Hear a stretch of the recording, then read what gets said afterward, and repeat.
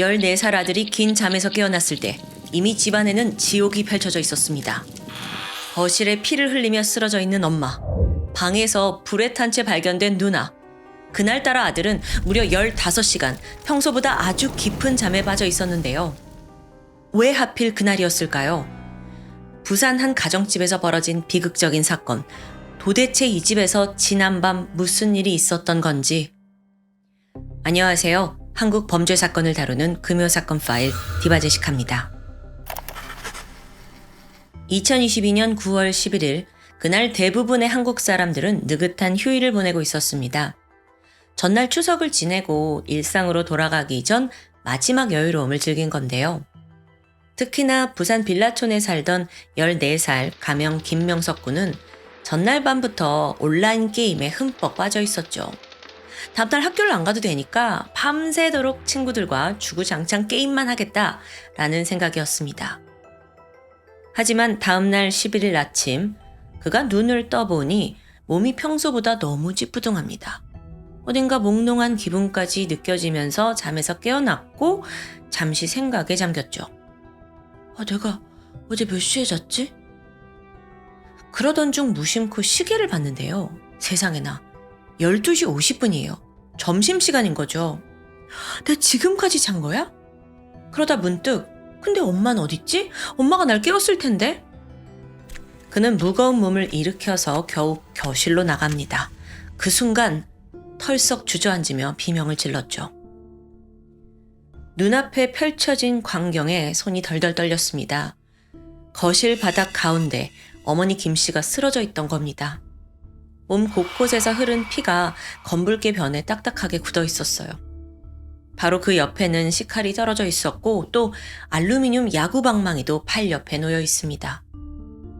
잠시 멍해진 명석군이 정신 차리고 엄마에게 다가가서 몸을 흔들었지만 그녀는 이미 싸늘한 시신이 된 상태였죠. 당황한 아들은 울먹이면서 누나를 찾습니다. 누나!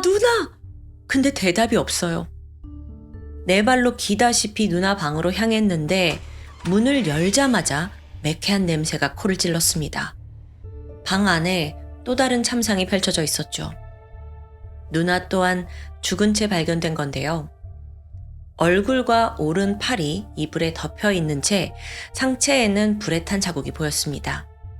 뿐만 아니라 수년을 함께 해온 반려견도 방 안에 몸이 굳은 채 죽어 있는 거예요. 그러니까 명석군과 함께 살던 집안의 모든 식구가 사망한 채 발견된 겁니다. 그는 어찌할지 몰라 당황했고 일단 옆집으로 달려가서 상황을 설명해요. 곧장 신고가 접수되면서 빌라촌 골목엔 시끄러운 사이렌 소리가 울려 퍼졌습니다. 잠시 명석군 가족에 대해서 알아보자면 1년 전 부모님이 이혼을 하면서 아버지는 집을 떠납니다.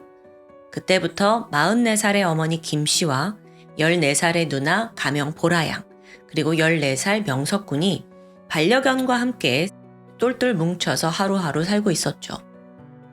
그렇다 해도 엄마 혼자 청소년기 아이 둘을 감당하긴 쉽지 않잖아요.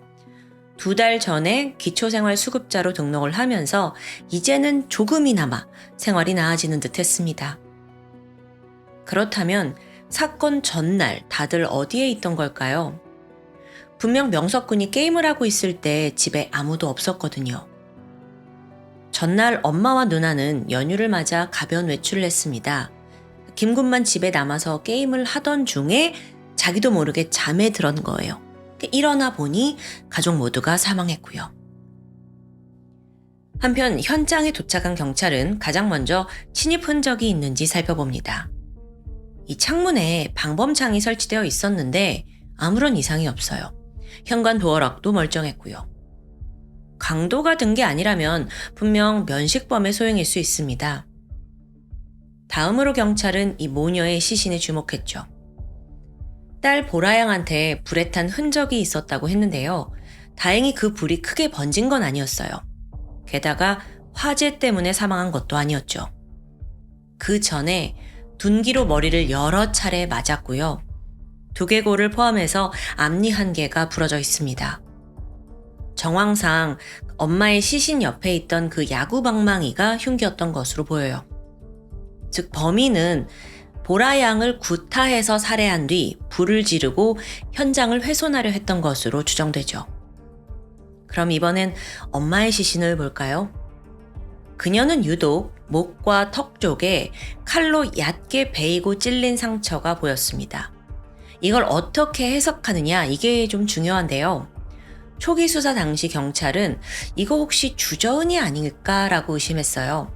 그러니까 혹여라도 엄마 김 씨가 어떤 극단적인 죽음을 선택한 게 아닌가 싶은 거죠. 근데 막상 그 순간이 되면 어떤 두려움과 통증 때문에 주저하게 되니 얕고 반복적인 상처가 생겼다고 본 겁니다. 하지만 이게 정말 주저은일까요? 아직은 좀 더 현장을 살펴봐야 해요. 일단 엄마 김 씨는 전날 밤 친구들과 술자리를 가졌습니다. 취기가 좀 오른 상태로 귀가를 해요. 아무래도 집에 와서 한 잔 더 마시고 싶었는지 시신 옆 탁자에는 기네스와 버드와이저 이 두 캔이 놓여 있었습니다. 집에 와서 2차로 마셔서 그녀가 만취 상태가 된 걸까? 경찰은 최근 그녀가 생활고로 힘들어했다는 상황까지 파악하면서 하나의 시나리오를 만들게 되는데요. 그러니까 자신의 처지를 비관한 엄마가 딸을 야구방망이로 내리쳐서 살해하고 칼을 이용해 스스로 목숨을 끊었다는데, 여러분, 이게 말이 될까요? 아니, 조금만 더 생각해보면 앞뒤가 맞지 않습니다. 직접 자기 딸과 또 반려견까지 살해하면서 같은 공간, 같은 집에 살고 있는 아들은 살려둔 거잖아요. 심지어 흉기로 쓰인 그 야구방망이는요, 애초에 아들 방에 있던 거예요. 그 외에 또 다른 의심점은 딸을 정말 살해한 거라면 굳이 왜 불태웠을까요? 어차피 감출 이유도 없잖아요. 도저히 이게 성립되지 않는 상황에서 결정적인 단서가 포착됩니다. 탁자에 있던 그 맥주 2캔 기억하시죠? 이걸 정밀 조사해보니까 버드와이저 캔에는 엄마의 지문이 찍혀 있어요. 하지만 기네스에는 아무것도 나오지 않았죠. 이상합니다. 둘 다 마신 흔적이 있는데 왜 한쪽에만 지문이 없어요? 네, 이건 누군가 지문을 지웠다는 뜻이 됩니다. 그러고 보니까 시신 옆에 딱 놓여있던 그 식칼에서도 지문 없어요. 단순하게 자살로 해석할 수 없다는 걸 경찰도 곧 파악합니다. 그렇다면 타살의 증거들은 뭐가 있었을까요? 평소 김 씨는 귀금속을 좋아하는 편이었습니다. 얇은 금목걸이 2개를 겹쳐서 했고요. 손에도 금반지, 팔에도 팔찌가 있었어요. 형편이 어려웠다고 하는데 이게 다 어디서 났나 싶지만 이혼으로 최근 힘들어진 거고 예전부터 가지고 있던 귀금속이죠. 다 합쳐서 300만 원 정도의 상당이었고요. 그런데 시신에서는 이 모든 귀금속이 사라져 있었습니다. 뿐만 아니라 딸의 휴대폰도 보이지 않고요. 즉 범인이 챙겨간 게 확실한 거죠. 얼마 후 타살을 확정지을 부검 결과가 도착합니다. 결과지를 보니까 두 사람의 사인마저도 예상과 다르더라고요. 애초 엄마의 몸에 핏자국도 있고 또 칼까지 있어서 칼에 공격을 받아 죽은 게 아닌가 싶었는데 정작 사인은 질식사였습니다. 목이 졸려 사망한 거예요. 그렇다면 주저흔은 어떻게 볼 수 있을까요? 김 씨의 상흔은 아래에서 위로 칼을 겨눈 방향이었습니다. 그것도 한 방향이 아니라 여러 개로 들쭉날쭉했죠. 그래서 부검의가 판단하기가 좀 흉기 사용에 서툰 범인이 칼을 잡고 협박을 하면서 이 상흔이 생긴 게 아닌가라고 분석했어요. 한편 딸 보라양의 경우에는 둔기에 폭행당한 건 맞지만 결정적 사인은 역시나 질식사였습니다. 입과 코를 틀어막아 살해한 뒤 이불에 불을 붙인 것으로 보이죠. 한편 현장에서 수거한 이 모든 증거품들을 조사하던 중 결정적인 게 드러납니다. 싱크대에 있던 플라스틱 통 그리고 숟가락을 수거했는데 여기서 약물이 검출된 거예요. 총 4가지 성분이었어요. 그런데 그 중에 강력한 수면제인 플루니트 라제팜 그리고 신경안정제 브로마제팜이 포함되어 있었죠. 이 두 약은 다 처방전이 있어야만 구할 수 있는 전문의약품입니다.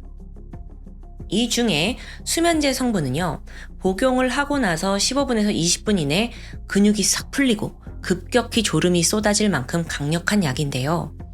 그렇다면 이 약을 복용하고 나서 거의 저항하기 불가능할 수준의 무기력 상태에 빠졌을 겁니다. 그럼 누가 이걸 피해자에게 먹인 걸까요? 일단 그 형태가 알약은 아니었던 것 같아요. 잘게 부셔서 음료에 넣었을 수 있겠죠. 참고로 수면제 성분이던 플루니트라제팜은 물에 녹이면 보랏빛으로 변하는 특징이 있습니다. 보랏빛? 보라색 음료? 순간 경찰의 머릿속을 스쳐 지나가는 단서가 있었죠. 앞서 경찰은 이 집의 유일한 생존자인 아들 명석군을 신문한 적이 있습니다. 혹시 사건 전날 이상한 일은 없었는지, 아들은 뭘 하고 있었는지 이런 질문을 한 거죠. 그날 아들은 혼자서 완전히 게임에 몰두하고 있었어요. 그러다 갑자기 띵동 벨이 울렸죠. 문을 열어보니까 이웃집 아주머니 50대 가명 박 씨가 서 있는 겁니다. 당시 아주머니가 흰색 반팔티를 입고 있었는데 이 가슴 쪽에 머핀이라는 검은색 글자가 눈에 띄었어요. 아줌마가 혼자 온 건 아니었고요. 6살 된 손녀의 손을 잡고 오더라고요. 박 씨는 이 빌라촌 이웃들 중에서도 엄마와 가장 가까운 사이였습니다.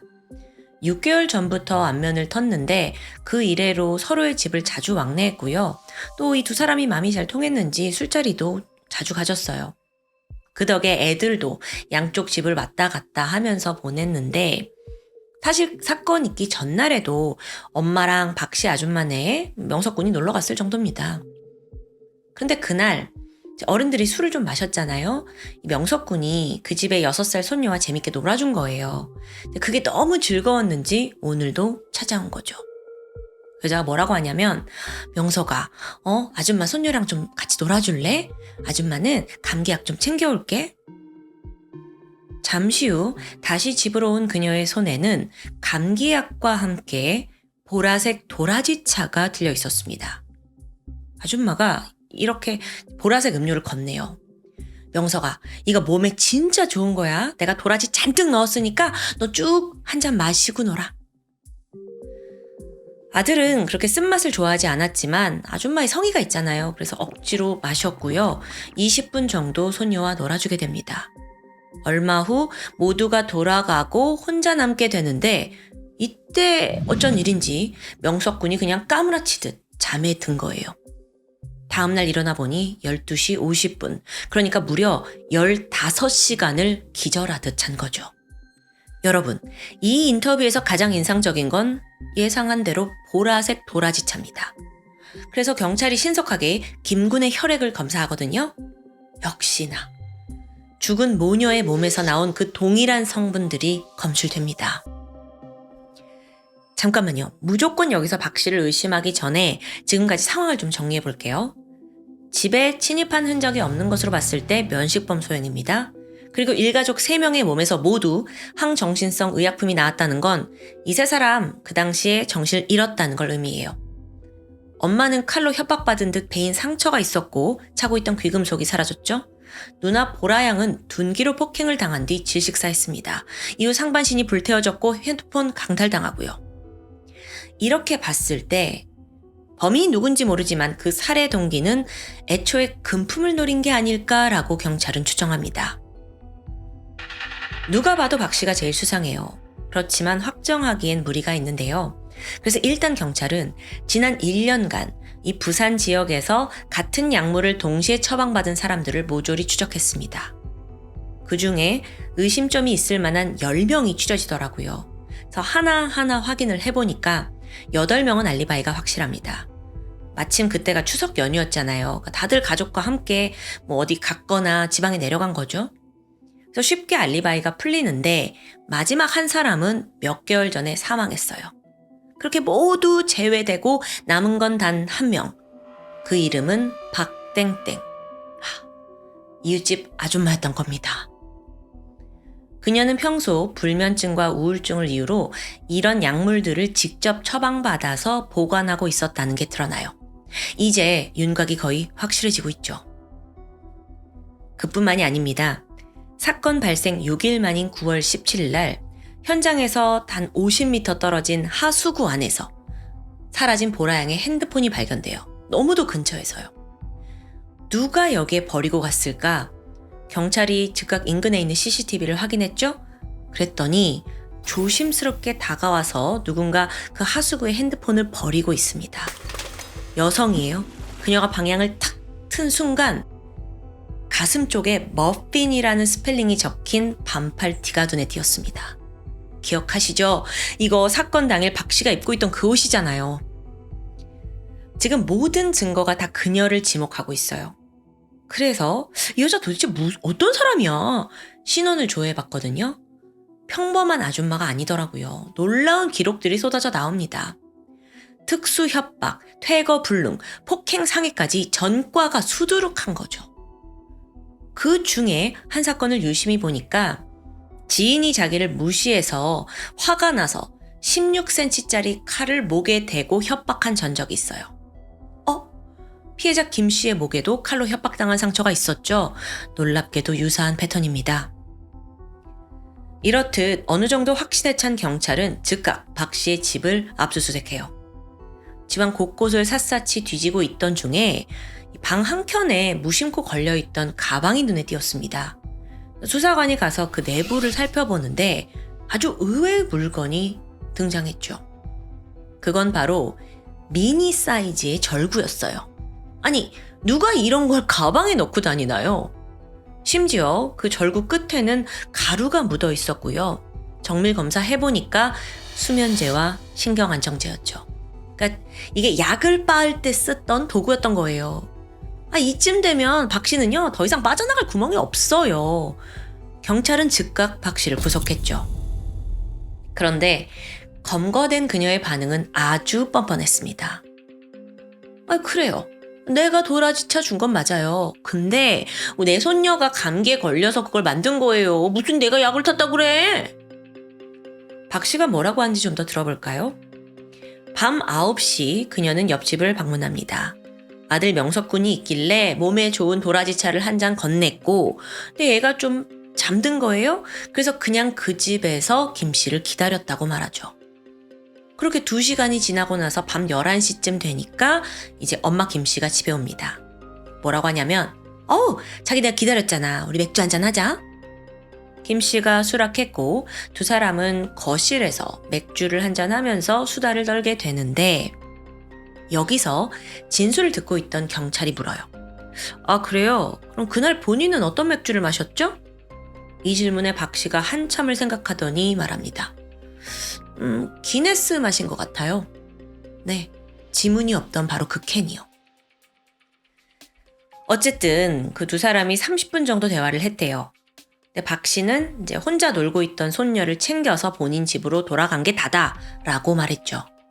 자기는 결코 김 씨에게 도라지차를 준 적도 없고 그 집 딸 보라양을 만난 적도 없다라고 강하게 부인하는데 아니 그렇다면 당신 가방 속에서 나온 그 미니 절구는 어떻게 설명할 수 있을까요? 뭐라고 하냐면 처음에는 자기가 평소에 호두를 되게 좋아한대요. 그래서 그걸 까먹는 용이래요. 참 이게 말이 되나? 그걸 무슨 가방에 넣고 다녀요. 근데 경찰이 근데 그 절구 끝에서 약물이 나왔다라고 하니까 황급히 말을 바꿉니다. 과거에 사실 내가 자살을 시도한 적이 있는데 그때 사용했다는 거죠. 그래서 경찰이 그럼 그게 언제냐라고 물었죠? 그랬더니 코웃음만 나와요. 3년 전인 2019년 8월이더라고요. 박 씨는 아마 이렇게 생각한 것 같아요. 아무리 예전이라도 내가 그때 분명 그걸로 약을 빻았으니까 거기 묻어있는 건 당연한 논리 아니냐 이런 식으로요. 근데 이후에 정말 한 번도 쓰지 않고 3년간 그걸 거기에 보관했다는 게 말이 안 되잖아요. 뿐만 아니라 이 집에서 딸 보라양을 한 번도 마주치지 못했다는 것도 허점이 있어요. 보라양은 엄마보다 더 일찍 10시 19분에 귀가했습니다. 방으로 들어가요. 근데 박 씨는 사실 그 앞서 명석군을 만났을 때부터 잠깐 집에 갔다 왔지만 쭉 이 집에 있었거든요. 근데 어떻게 모를 수가 있죠? 심지어 밤 11시 13분에 딸이 배달 음식을 시켜요. 그게 도착합니다. 그래서 보라양이 이걸 가지러 현관으로 나갔을 거예요. 그럼 반드시 거실을 지나치거든요. 즉 밤 11시부터 30분간 거실에서 엄마와 맥주를 마시던 박 씨와 마주쳤다는 건 너무도 당연한 거죠. 그러니까 지금 박 씨 진술이 앞뒤가 전혀 맞지 않아요. 그 외에 아주 결정적인 중요한 증거 하나가 남아 있습니다. 11시 25분부터 11시 41분까지 방에 혼자 있던 보라 양이 친구에게 보낸 메시지예요. 제가 오타를 포함해서 요약해 볼게요. 몸에 좋은 거라면서 무슨 주스 먹어 너무 어질들어려 다리에 힘이 어조져 술 마신 것처럼 너무 어지러움 너 왜 어지러두 여러분 이게 같은 말조차 어지럽다는 말조차 오타가 여러 방식으로 나오고 있어요. 그나마 또렷한 글이라고는 몸에 좋은 주스 이 글자뿐이었죠. 앞서 아들한테도 막 도라지차 주면서 몸에 좋다 이런 말을 했었잖아요. 그런데 이 수사를 계속 이어가던 조사관이 박 씨가 건넨 도라지차 이걸 마신 또 다른 피해자가 있다는 걸 발견합니다. 사건 발생 10일 전인 2022년 9월 1일이었어요. 점심 식사를 하고 있던 중 갑자기 박 씨가 지인인 양 씨 집에 놀러 가고 싶다고 한 거예요. 잠시 후에 집에 가서 선물이에요 하고 두 가지를 들고 오는데 하나는 도라지청이었고 하나는 그걸 미리 보온병에 타온 도라지차였습니다. 양 씨는 이거 의심 없이 딱 마셨죠? 그리고 잠시 후 기절해서 쓰러진 거예요. 일어나 보니까 다음 날이고요. 그때 머리가 너무 아파가지고 응급실까지 다녀왔을 정도래요. 근데 이상한 건 자기 집에 있던 귀금속이 싹 털린 거예요. 이게 단순한 우연일까요? 이렇듯 수없이 많은 증거와 정황에도 불구하고 박 씨는 정말 굳건합니다. 이렇게 말해요. 얼마든지 밝혀내보세요. 전 범인이 아니에요. 그러면서 새로운 용의자를 지목하는데 그 집에서 유일하게 살아있는 사람 아들이잖아요. 그러니까 제가 아니라 그 아들을 좀 의심해보세요. 전요. 이 대본을 만들면서 진짜 이 부분이 제일 열받았어요. 명석이 지금 어떤 상황이죠? 하루아침에 온 가족 잃었고 심지어 엄마랑 누나가 그렇게 죽은 모습을 직접 목격했어요. 고작 14살 아이가 지금 자기 가족을 죽인 거 아니냐라고 의심해보라는 거예요? 명석 군은 평생 지워지지 않을 그 트라우마를 얻었는데 어른이란 사람이 내뱉는 소리가 뭐 있다고야. 죄책감은 전혀 없습니다. 제가 흥분을 좀 가라앉히고 이렇게 박 씨가 너무 당당하게 무죄를 주장하는 상황에서 일단 경찰은 주변 상황을 토대로 그 동기를 파악해 갑니다. 예상대로 박 씨의 경제적인 상황은 최악이었어요. 애초에 그녀는 초등학교 중퇴였는데 글을 잘 읽지 못하는 문맹이었죠. 직업을 구하지 못하다 보니 수익도 없겠죠? 남편과도 사별하면서 완벽하게 박 씨는 정부 보조금에 의존하며 살았습니다. 매달 기초수당 한 110만 원 정도 받았고요. 또 아동수당 10만 원으로 생활을 했죠. 그걸로 월세, 생활비, 병원비, 또 이제 손녀가 좀 말이 느려서인지 언어 치료를 받고 있더라고요. 이거 어떻게 다 감당해요. 돈이 부족하죠. 그래서 카드 빚을 땡겨 썼고 빚이 늘어납니다. 버티다 못해 둘째 딸하고 사위한테 좀 도와줘라 해서 850만 원을 빌려가지고 채무는 해결했거든요. 근데 상황은 좋아지질 않았죠. 이 와중에 10만 원 정도 되는 전기료까지 못 내서 전기가 끊겨 있는 상황이에요. 때마침 둘째 딸은 엄마 왜 나한테 빌린 돈 안 갚아? 이러면 나 고소할 거야? 날뛰던 중입니다. 이렇게 완전히 궁지에 몰린 상황에서 박 씨가 도둑질이라는 선택을 한 건 아닐까요? 그리고 이때 가지고 있던 정신과 약을 도라지차에 섞어서 먹이고 피해자 정신 잃으면 금품을 갈취한다 라는 시나리오를 짠 거죠. 그러려면 가까운 지인들의 집에 방문해야 했을 겁니다. 첫 번째 범행은 이 지인의 집에 직접 도라지차 타서 선물로 가져갔어요. 그리고 두 번째 타겟은 옆집에 사는 김 씨가 된 거죠. 평소에도 금목걸이에 반지, 팔찌까지 차고 다니던데 그것만 훔쳐도 쏠쏠하다고 생각한 거겠죠. 사건 당일 저녁 7시 그녀는 미리 김 씨에게 전화를 했습니다. 보니까 술 약속이 있어서 밖에서 이제 시간을 보내고 있더라고요. 근데 뭐라고 하냐면 천천히 와. 나 너네 집에 가서 기다릴게. 그녀가 오기 전에 아들을 먼저 재워두면 일이 더 수월할 겁니다. 그래서 자기 수법대로 도라지차를 먹인 뒤에 아들이 갑자기 깊은 잠에 빠지고 나서 천천히 이 집을 둘러봤겠죠. 그런데 특별히 돈이 될 만한 건 없습니다. 사실 제가 계속 추정을 하고 있는데 그 이유는 박 씨가 자기는 무죄다 이후에 그냥 묵비권을 행사한 거예요. 그래서 정확하게 모녀가 언제 어떻게 도라지 차를 마셨는지는 밝혀지지 않았습니다. 귀가 시간과 또 친구들한테 보낸 문자, 전화 내용을 토대로 밤 11시에서 밤 11시 33분 사이로 보고 있을 뿐이에요. 그날 박 씨는 모녀에게 각각 차를 권했을 거예요. 그리고 이들은 예상대로 깊은 잠에 빠졌죠. 신이 난 박 씨가 김 씨가 차고 있던 목걸이, 팔찌, 반지 다 챙기고 있던 도중 변수가 발생합니다. 김 씨가 희미하게 정신을 차리고 눈을 뜬 거예요. 박 씨는 당황했고 주방에서 식칼을 가져와서 그걸 목에 들이대면서 가만히 있으라고 협박합니다. 이 과정에서 목에 상처가 생긴 것으로 보여요. 그런데 제압하는 게 쉽지 않았는지 아니면 이 범죄가 발각될 위기에 처했는지 별안간 박 씨가 숨겨둔 폭력성이 폭발합니다. 사실 이미 김 씨는 약을 먹고 좀 몸을 가누기 힘들었을 거예요. 무기력한 상태인데도 불구하고 두 손으로 목을 강하게 조른 거죠. 그렇게 엄마는 반항조차 하지 못한 채 살해당한 거예요. 박 씨가 한숨을 내쉴 때쯤 상황은 최악으로 치닫습니다. 딸 방에서 부시럭거리는 소리가 난 거예요. 보라 양이 깨어난 거죠. 또다시 당황한 박 씨가 주변을 보다가 아까 아들 방에 있던 야구방망이가 떠올랐습니다. 얼른 그걸 가져와서 깨어나려고 하는 보라 양의 머리를 가격합니다. 들키면 안 된다는 생각에 그 어린 소녀를 그냥 무자비하게 폭행한 거예요. 맨날 얼굴 보고 그렇게 친하게 지냈다면서. 보라는 머리가 깨지고 이가 나가면서 신음하고 있었어요. 그러자 박 씨는 그냥 모든 걸 깨끗하게 끝내겠다라는 생각으로 김양 위로 이불을 덮고 손으로 얼굴을 틀어막아 살해합니다.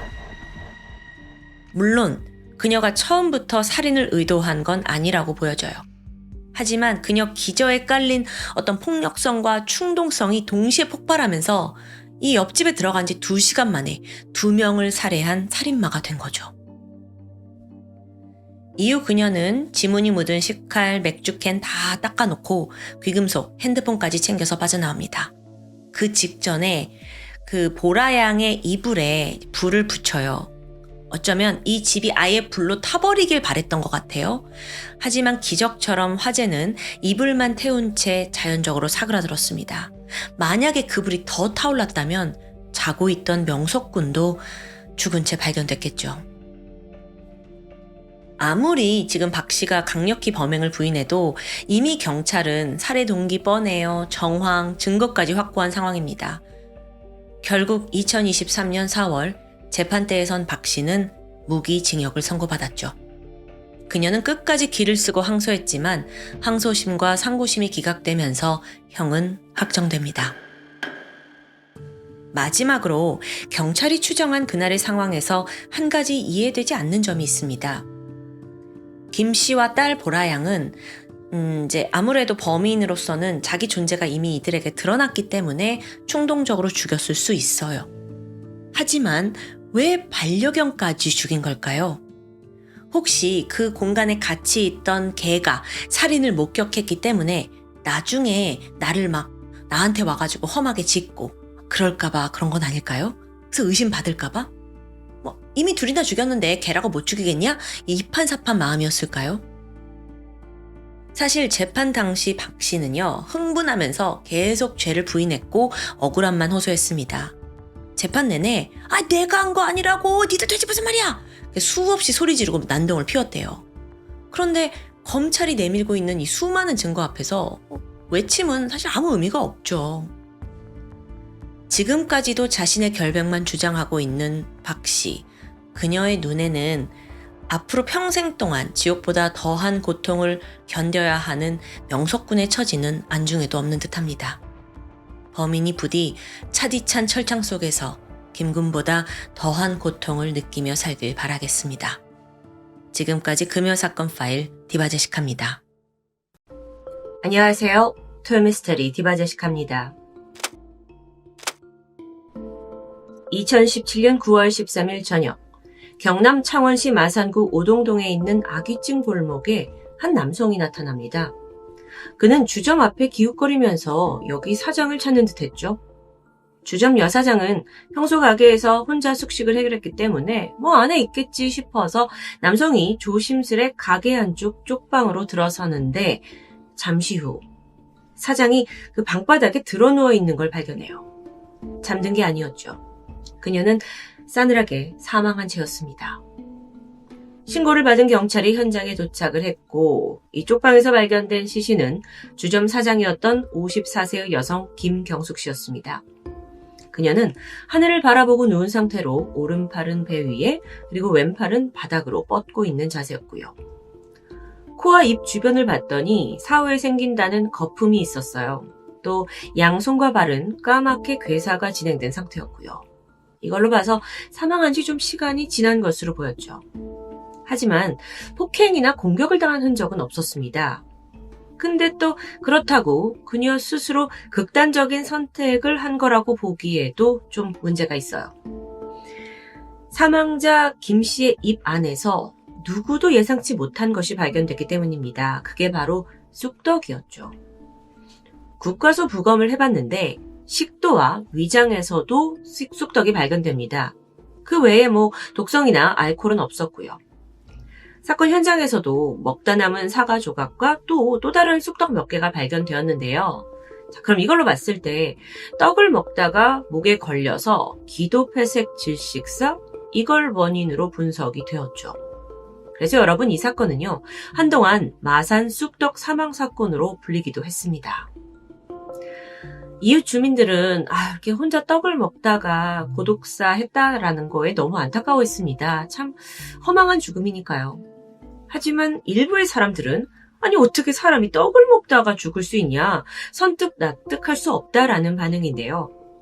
물론 여러분 실제로 떡이 목에 걸려서 사망했다는 국내외 사례들은 다소 있긴 합니다. 하지만 이 사건의 경우에는 결론적으로 국과수 부검에서 경숙 씨의 사인을 미상으로 남겨놓고 말아요. 이유가 있었는데 행여나 모를 또 다른 죽음의 가능성이 있다라는 이유 때문입니다. 떡을 먹다가 목에 걸렸을 수도 있지만 반대로 사망을 하는 과정에서 이 위장에 있던 내용물이 기도로 역류했을 가능성도 있기 때문이었죠. 법의학자들은 무조건 입안에 음식물이 남아있다고 해서 이걸 질식사라고 진단할 수는 없다고 말합니다. 다른 원인으로 사망을 해도 누워있다 보면 식도 역류라는 게 흔하게 나타나는 증상이니까요. 경찰이 그녀의 행적을 조사하게 되는데 시신 발견 엿새 전인 9월 7일 새벽입니다. 이 사건 현장과 같은 골목 금은방 CCTV 속에서 경숙 씨의 마지막 모습이 포착되는데 그녀가 가게 밖으로 나와서 쓰레기를 버리고 있어요. 그리고 나서 다시 들어갔죠. 주점 불이 꺼졌고 이후로 그녀는 모습을 전혀 드러내지 않았습니다. 그때가 마지막 모습인 것으로 추정돼요. 이웃들은 평소에도 혼자 이 주점을 운영하면서 정말 가족 없이 지내던 경숙 씨의 죽음을 다들 안타까워 하셨는데 워낙 그녀가 이 동네에서 평이 좋았다고 합니다. 성실해요.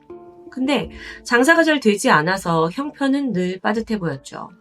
그렇다 보니 시장에서 물건을 살 때도 좀 다음에 내면 안 되냐 하고 외상을 할 때가 많았고요.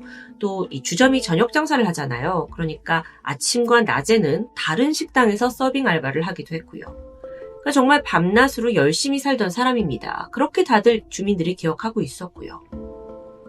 그런데 사망 이후에 혼자 살던 경숙 씨에게 사실 헤어진 가족이 있고 또 자녀들도 있다는 사실이 드러납니다.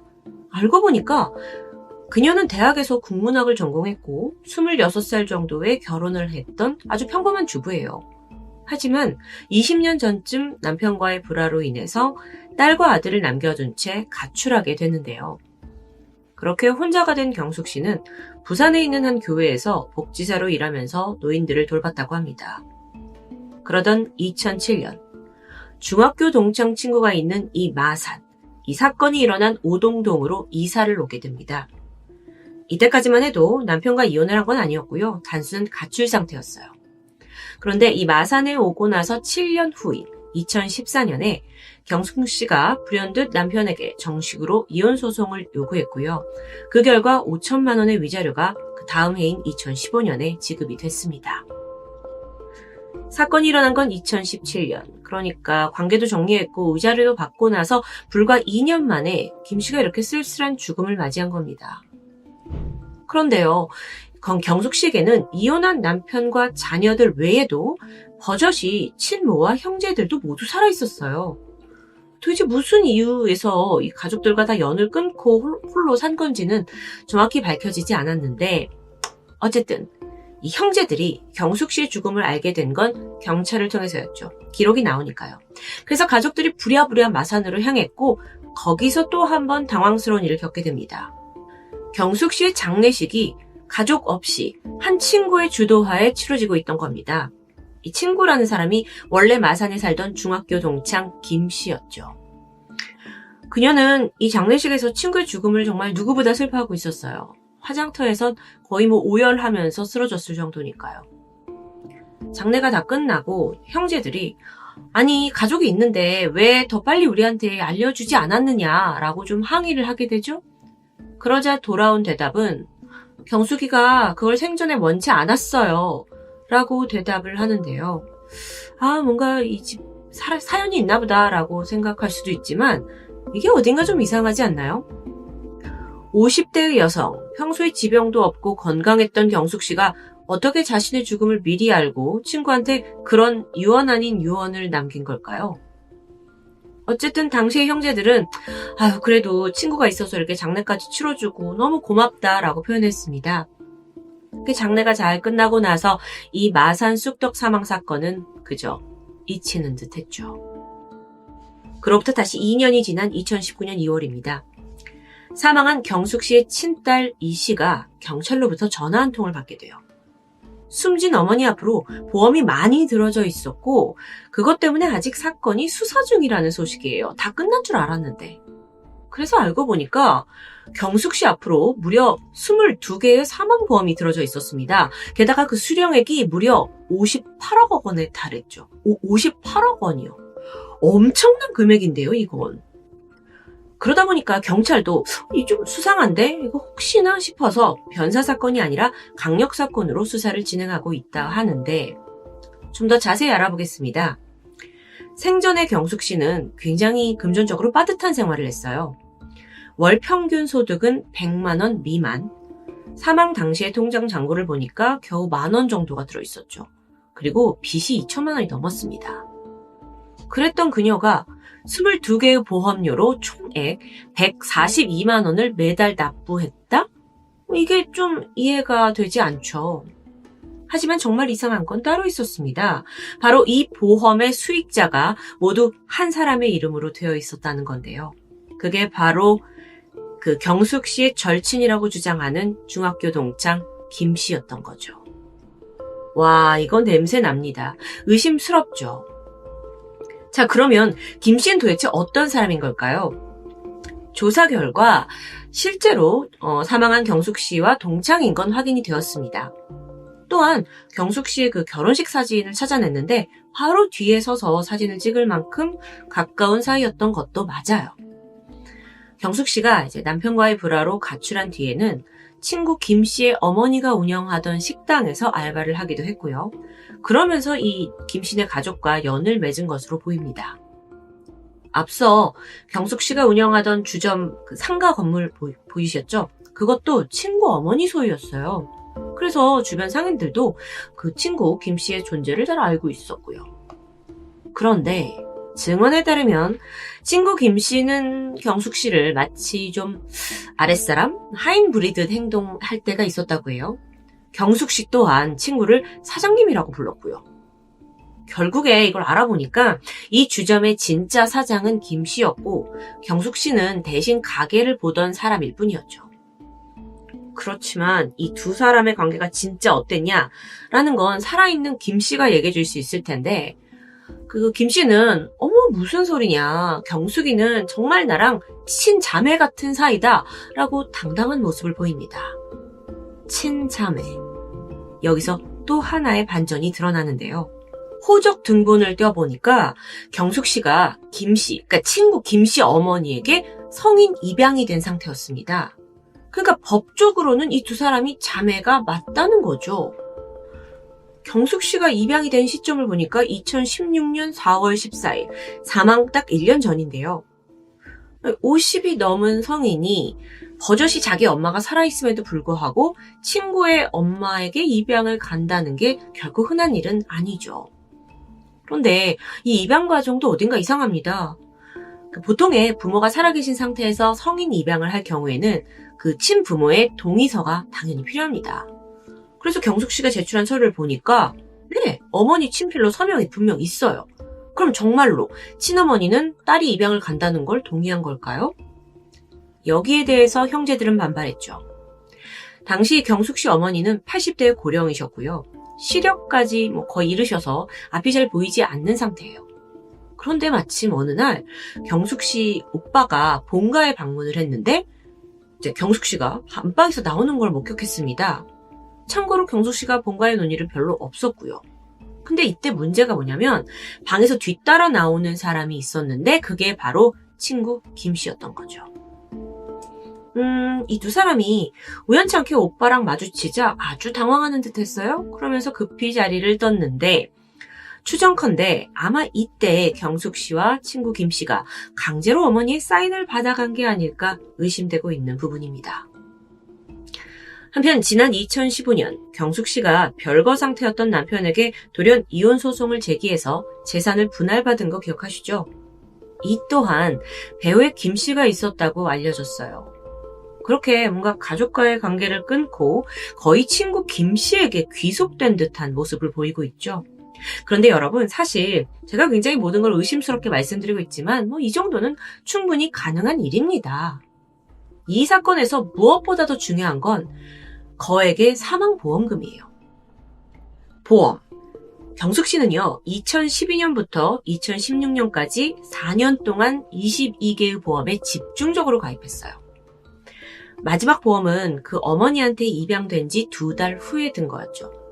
또 기록을 보니까 22개 보험 중에 어떤 거는 하루 동안에 2개 정도의 보험을 한 번에 가입한 적도 있었어요. 자, 그리고 나서 보장 내용을 좀 살펴봤는데 특이점이 있었습니다. 이 보험을 가입한 후에 10년 이내에 사고로 사망했을 때 지급된다는 생명보험이 대다수였던 거예요. 생명보험.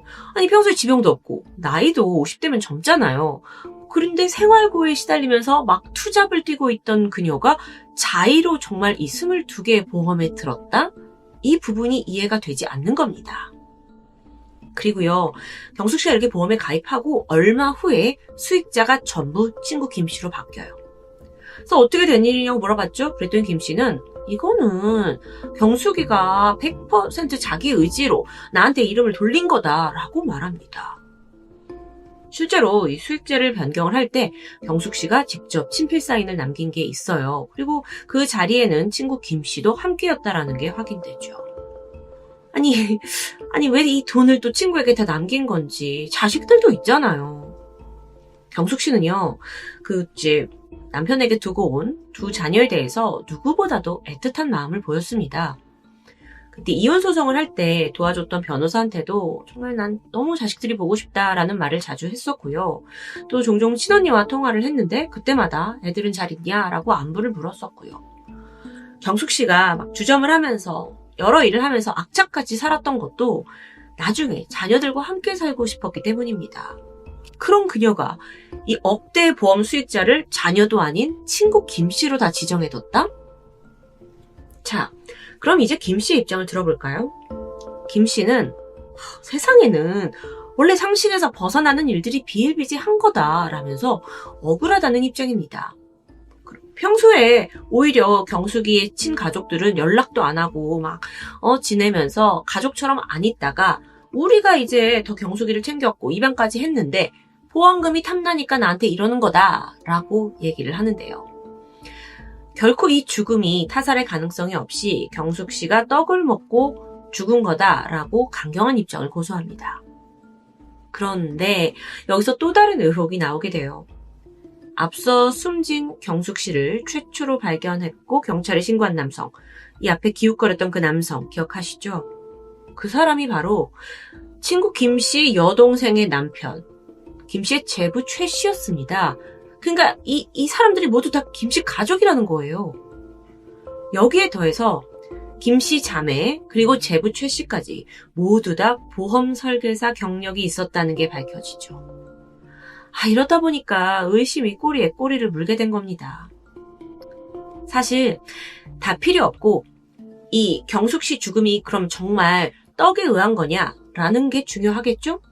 정말 쑥떡 때문에 죽은 건지 그 여부를 재확인하면 되는데 당황스럽게도 법적으로 숨진 경숙 씨는 이미 입양이 됐잖아요. 그래서 김 씨 가족이 됐어요. 그래서 진짜 가족들은 부검 감정서나 수사 자료 열람을 할 수가 없다고 합니다. 거절당해요. 황당하죠. 이게 법적인 가족인 김 씨가 발빠르게 자기 외에는 사건 기록을 열람할 수 없게 조치를 취했다고 하는데요. 그리고 나서 이후에 즉각 보험사에 보험금을 청구했고요. 여러분, 현재로서 경숙 씨의 죽음이 타살이라고 증명이 되지 않는 한 변사로 종결될 가능성이 굉장히 높다고 합니다. 하지만 경찰은 포기하지 않고 수사를 이어가고 있죠. 일각에선 경찰의 초동 수사가 미흡한 점이 있었다라고 비판했습니다. 당시 경찰은 사망 추정일을 시신 발견 이틀 전인 9월 11일이라고 판단했어요. 그렇게 괴사가 보였는데도 불구하고요. 하지만 고인의 생존 활동은 이미 그보다 앞선 7일 새벽부터 멈춘 상태였죠. 발견 이틀 전에 사망했다기에 부패도 상당했고요. 뿐만 아니라 당시 이 건물 뒤쪽에 CCTV가 있었거든요. 근데 그 영상도 확인하지 않았고, 여러분, 사건이 발생하면 증거품 중에 가장 중요한 게 보통 고인의 핸드폰이 됩니다. 그런데 핸드폰을 확보하지 않았다는 사실도 드러나죠. 미흡한 점이 분명히 있었던 겁니다. 수사 초기만 해도 경찰은 그냥 이 사건이 이분이 떡을 먹다가 사망하셨구나 라고 치부하면서 모든 게 벌어진 게 아닌가 싶습니다. 2022년 3월 16일 수익자인 친구 김 씨는 새마을 금고중앙회를 상대로 1억 5천만 원의 보험금 청구 소송을 냈습니다. 왜 보험금 안 주냐는 거예요. 하지만 결국 패소했다는 소식이 들렸어요. 재판부가 어떻게 말을 했냐면 이 김경숙 씨 죽음이 단순히 사고라고 보기 좀 어렵고 또 이렇게 여러 개의 보험에 비정상적으로 많이 가입해서 사망보장, 그러니까 생명보험을 들었다는 게 너무 이례적이다라고 판단했다는데요. 무엇보다도 이 당사자, 수익자 당사자인 김 씨가 보험 설계자 출신인데다가 보험에 대해 아주 잘 알고 있다라는 이유로 청구를 기각했다고 알려졌습니다. 여기에 김 씨는 어떻게 반응했냐? 즉각 대형 로펌을 선임해서 항소를 한 상태고요. 김 씨는 유족들이 지금 보험금을 욕심내서 나를 이렇게 이상한 사람으로 몰아간다라고 말하고 있습니다. 하지만 유족들은 보험금에는 전혀 욕심이 없다고 말하죠. 특히나 경숙 씨 딸은 인터뷰를 통해서 그저 엄마가 어떻게 살아왔고 왜 쓸쓸한 죽음을 맞이했는지 진실을 원한다고 밝혔습니다. 58억 원의 사망보험금, 그 수익자로 지정된 단 한 명의 친구. 과연 이건 목숨과도 맞바꿀 만한 눈물겨운 우정 스토리일까요? 아니면 친구의 탈을 쓴 악마가 설계한 범죄일까요? 부디 고인의 마지막 길에 한치의 억울함도 없길 바랍니다. 지금까지 토요미스테리 디바제시카였습니다.